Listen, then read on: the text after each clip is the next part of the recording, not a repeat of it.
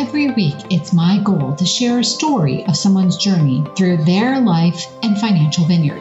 We take you from their roots to the journey of their vines and the influences in the air that have helped craft their delicious lives.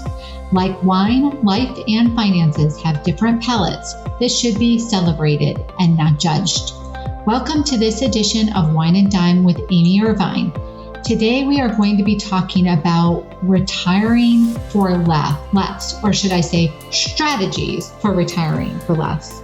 But before we get into that, I have to tell you about the journey that I just went on when it comes to the conversation about the wine part of the podcast. This past weekend happened to be National Rosé Day on Saturday. So my husband and I decided to go on a little bit of a wine tour in the Finger Lakes, and we stopped at Vice Winery, Ravines, and Chateau Renaissance.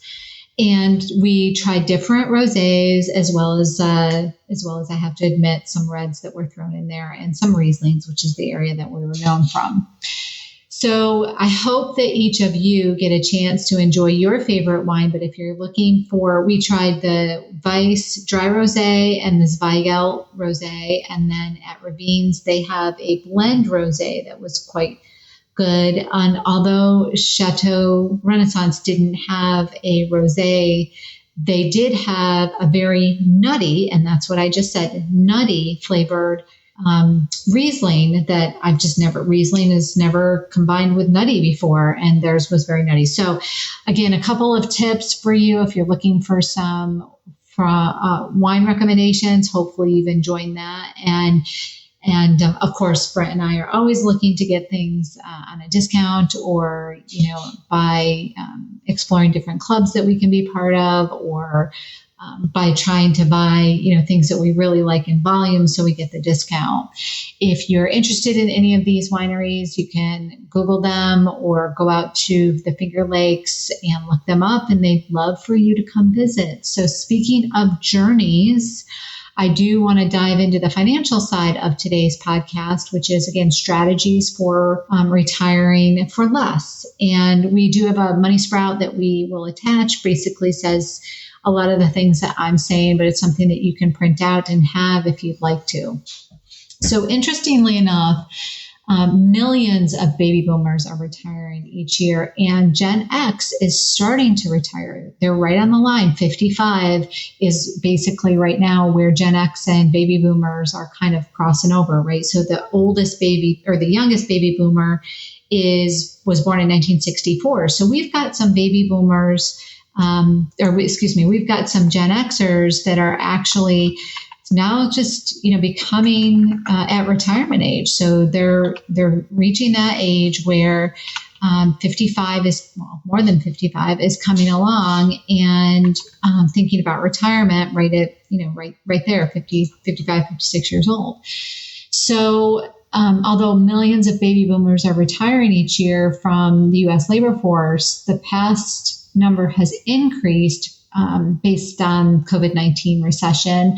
And they have decided maybe in some cases that they didn't want to go back, or they just enjoyed being off and didn't want to return to work, and so physically retired. So what are some of the things that you can do to retire for less? First, you can choose the right location. Make sure that you look at things like taxes, property structure, housing costs, utilities, insurance. Healthcare costs are different among different states, different location. So comparing that between your current area and other areas that you've you're interested in living in and want to go explore. And of course, we always say, go explore the area before you actually relocate to that area. You might end up renting an apartment for, a little while, or we encourage people to go do like an Airbnb for 3 months or something like that. But go find out what it actually costs in those different locations. And sometimes you can get general information out there, but you can actually go explore for a couple months and get a feel for the true cost of living. In some cases, that may allow you to eliminate a car payment, or you may be able to go down to one car. According to AAA, the average American spends around $9,282 per year owning and operating a vehicle. That's almost $800 a month. So you can be thinking about downsizing the number of vehicles you have, or using public transportation, or having a location where you can walk. You also want to think about maybe saving more now. So no matter what your age, begin to save more right now. The first step is to max out your retirement account. If you're still working, talk with your benefits department about the tax advantages. Maybe think about the different buckets that you need to have some money in. Roth IRA is great. Brokerage account is great. Tax-deferred IRA is great. You just want to have a combination of those things. If you are saving the maximum, perhaps consider paying off your mortgage. That sounds like a daunting task, but there are a few simple strategies that you might consider to accomplish this goal. One of them, I guess one of the easiest, is begin making extra payments towards your mortgage. That's one way. And just be sure to designate that amount towards the principal. And then you might even consider moving to a smaller, less expensive house. Now, many retirements find putting off doing this sort of thing, thinking, well, the kids and the grandkids might come and visit. But in reality, it's probably much cheaper to actually put them up at a local hotel when they come stay with you than it is to maintain a large home throughout the course of the year. Another strategy is to purchase a duplex or provide a property that will allow you to rent out part of the space and to provide a steady stream of income to help cover the mortgage. Another thing that you might want to consider is downsizing your toys. You maybe have some boats, ATV, motorcycles, antique cars. You could sell them if you're not necessarily using them anymore. You could save that money each month on the insurance, the maintenance, the gas, all those sort of things. And you can anymore, you can make a lot of sales through like garage sales or online sales, different places like eBay, Craigslist, all of that sort of stuff. And some of the things that you might have or might have had for a long period of time, people might want those things for a fairly decent, respectable price. So consider downsizing your toys if you're not utilizing them, especially if you're going to relocate. Perhaps if you want to delay retirement, put off filing for Social Security benefits until you absolutely need them or when your plan shows that they will work. While most people today can begin collecting Social Security at age 62, delaying to age 70 will provide greater support during those later years. You could also continue to work by turning a hobby into a money-making venture. Work part-time doing something you really enjoy, or offer your career expertise in the form of consulting or teaching. Even a small amount of extra money each month can really help those early years especially.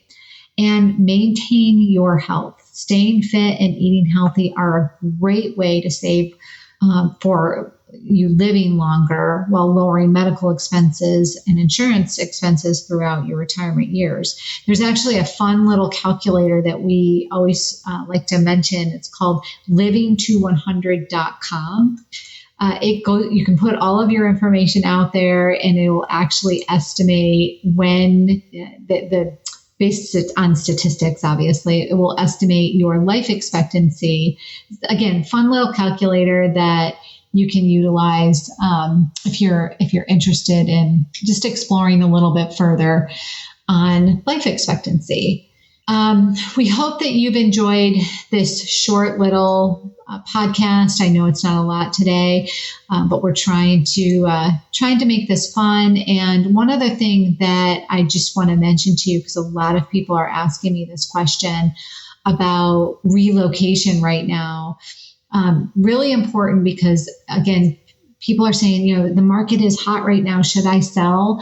The answer is, unfortunately, perhaps. It's not a, rock solid answer. And so perhaps and perhaps not. There are both mathematical and emotional components involved in answering that question. Will the market rescind, or is a new floor forming?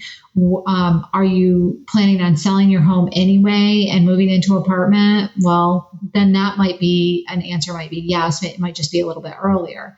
If you sell now, will that enhance your plan long term because you're unlocking all the equity? If you end up renting an apartment while you look for a new home, if you don't want to rent long term, then will you have actually profited? Because are you taking so much of the profit that you would be spending and reinvesting it into purchasing or renting?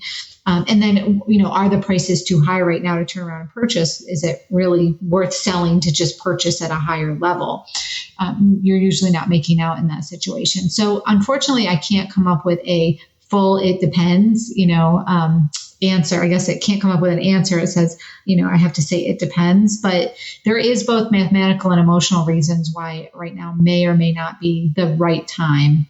That actually came from somebody who asked the question, should I be selling my home if I'm heading into retirement? And the question, the conversation that we had back and forth was, well, were you going to sell anyway? Were you going to relocate anyway? Were you going to rent for a little while to find the area that you wanted to be in? What are the extra costs associated with it?